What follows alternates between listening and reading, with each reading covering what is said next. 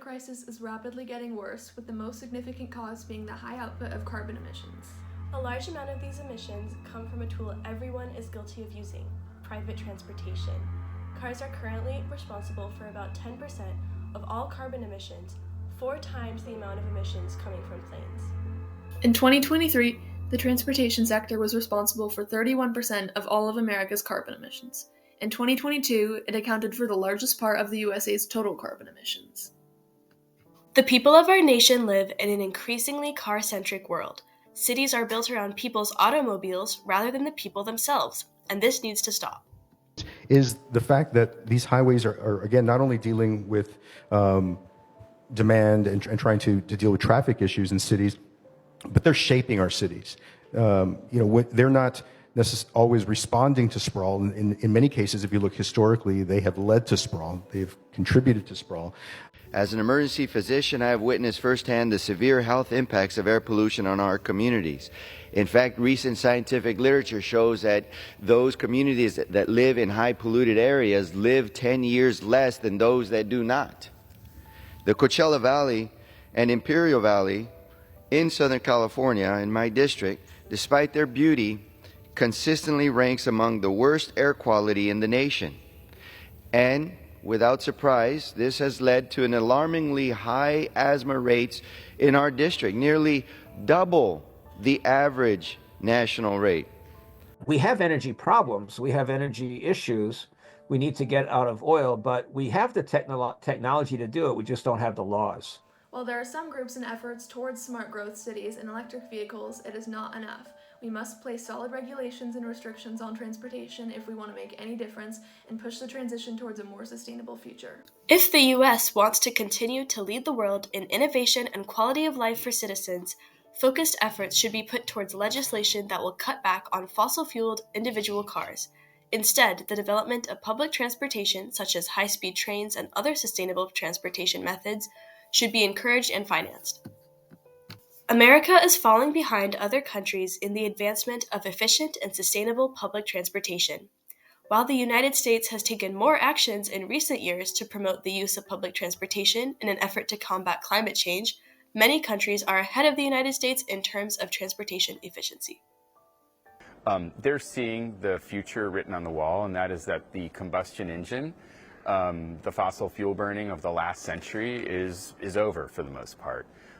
It's just a matter of how fast we make the shift, not whether we make the shift. It's estimated that to avoid the worst effects of climate change, public transportation efforts and use must double by 2030. Right now, we are not even close to making this happen, but we could be. Sometimes the people who feel this most strongly about climate change are not always supportive of all the other things we need to do to get to that point, and I think that's, for me, that's a frustration and a concern. Is more on the what do we do about the changes that are coming about from increases in greenhouse gas in the atmosphere. So as there's more greenhouse gas in the atmosphere, then we anticipate that there'll be increases in temperature, that there'll be increases in sea level, that there'll be more flooding of rivers, or at least elevated river levels, more wildfire risk. So with that, we're also looking at ways to fund projects to help with some of those impacts from climate change. So as sea level rises, then we need to figure out how do we deal with that from a highway standpoint. It's time to stop relying on cars that are expensive and inefficient and to look towards other alternatives. Of all the carbon emissions produced by transportation, personal vehicles account for more than half. Although we Americans love our cars, it's time to think about our future and our children's future. Future generations should not be responsible for our catastrophic mistakes.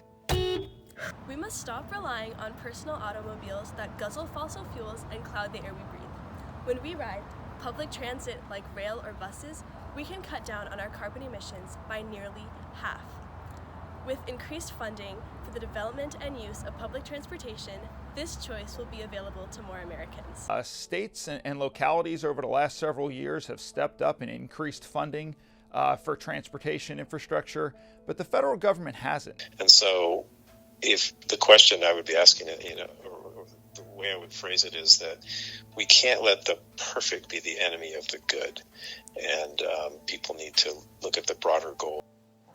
Our message to the president is this: we must put more effort into legislation and funding that will go towards the development of sustainable public transportation and regulate gas-powered cars. Climate change is an increasingly pressing issue, and we must find ways to drastically reduce carbon emissions. If we want to create a better life for generations to come, America must invest in environmentally friendly modes of transportation and spark positive change. Please bring everyone aboard as we travel into a better future. All aboard the Sustainability Express. Choo-choo!